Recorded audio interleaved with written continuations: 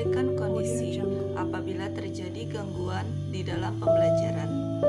Menurut Edi Sugito dan Yuliani Nuraini, pada tahun 2003 halaman 8, pengelola kelas merupakan seperangkat kegiatan untuk mengembangkan tingkah laku siswa yang diinginkan dan mengurangi atau meniadakan tingkah laku yang tidak diinginkan, mengembangkan hubungan interpersonal dan iklim sosial emosional kelas yang efektif. Tujuan mengelola kelas.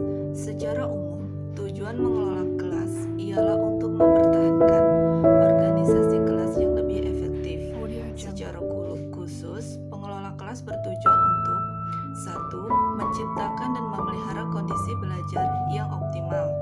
2. Mengembalikan kondisi belajar yang optimal. 3. Menyadari kebutuhan siswa. 4. Merespon secara aktif perilaku siswa. 5. Mengembangkan siswa agar lebih bertanggung jawab terhadap tingkah lakunya. 6. Membangun kesadaran siswa agar bertingkah laku dengan tata tertib. 7. Menumbuhkan kewajiban untuk melibatkan diri dalam aktivitas kelas. Komponen mengelola kelas. Secara umum, komponen pengelola kelas terbagi menjadi dua komponen, yaitu komponen yang bersifat preventif dan komponen yang bersifat kuratif. Komponen yang bersifat preventif ialah komponen yang berhubungan dengan tindakan, penciptaan, dan pemeliharaan kondisi optimal. Sedangkan komponen yang bersifat kuratif ialah komponen yang berhubungan dengan tindakan untuk mengembalikan kondisi belajar menjadi optimal. Keterampilan pengelola kelas preventif berkaitan dengan kemampuan guru dalam mengambil inisiatif dan mengendalikan pelajaran yang meliputi keterampilan sebagai berikut. Komponen yang bersifat preventif. Yang pertama, menunjukkan sikap tanggap. Guru harus tanggap terhadap aktivitas siswa di kelas, apakah siswa mengerjakan tugas atau tidak. Guru harus memberikan respon. Guru yang tanggap terhadap aktivitas siswa akan menimbulkan kesan bahwa guru hadir bersamanya sebagai pembimbing. Cara yang dapat dilakukan ialah dengan mendekati siswa, melakukan kontak mata, memberikan reaksi atas gangguan yang muncul, dan memberi pernyataan atas komentar atau hasil pekerjaan siswa. Yang kedua, memberi perhatian secara visual dan verbal.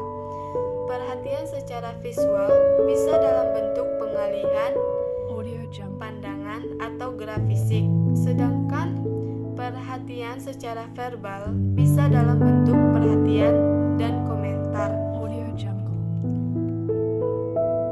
Yang ketiga, memusat perhatian kelompok ialah kegiatan pembelajaran bisa dipertahankan jika guru mampu memusatkan perhatian kelompok pada tugas-tugas. Misalnya, dengan meminta siswa untuk mempresentasikan hasil karyanya atau melaporkan hasil yang dicapai. Yang keempat, memberi petunjuk yang jelas. Ialah sebelum melakukan kegiatan belajar, guru harus memberikan petunjuk yang jelas, singkat, dan mudah dipahami. Tujuannya ialah agar proses kegiatan yang dijalankan sesuai dengan prosedur dan hasil yang diperoleh sesuai dengan apa yang diinginkan. Yang kelima, menegur dengan bijaksana. Menegur dengan bijaksana merupakan teguran diperlukan untuk mengatasi gangguan yang dibuat oleh seorang atau sekelompok siswa. Teguran yang diberikan hendaknya tegas dan jelas, tetapi tidak menyakiti hati siswa. Yang terakhir, yang keenam, memberi penguatan. Memberi penguatan ialah penguatan sangat diperlukan untuk menjaga tingkah laku yang diinginkan maupun untuk mengurangi atau meniadakan tingkah laku yang tidak diinginkan. Siswa yang berperilaku seperti apa yang diharapkan diberi penguatan positif agar diikuti oleh siswa yang lain. Selain itu, siswa yang menganggap proses pembelajaran yang diberi penguatan negatif seperti teguran agar berhenti mengganggu proses pembelajaran dan menjadi pelajaran buat yang lain. Baiklah, saya akan menjelaskan komponen yang bersifat kuratif. Keterampilan pengelolaan kuratif berkaitan dengan respon guru untuk menanggulangi berbagai gangguan yang muncul dari siswa. Untuk mengatasinya, ada 3 jenis strategi yang dapat digunakan oleh guru, yaitu memodifikasi tingkah laku, memecahkan masalah secara berkelompok, dan mencari solusi masalah. 1. Memodifikasi tingkah laku, yaitu guru hendaknya menganalisis masalah atau kesulitan memodifikasi tingkah laku tersebut dengan mengaplikasikan pemberian penguatan secara sistematis. 2. Memecahkan masalah kelompok, yaitu sebaiknya guru menggunakan pendekatan masalah kelompok dengan cara memperlancar tugas-tugas melalui kerjasama di antara siswa dan memelihara kegiatan-kegiatan kelompok. 3. Mencari solusi masalah. Setiap masalah yang muncul, guru hendaknya mencari akar permasalahannya, kemudian dicari solusi terbaik.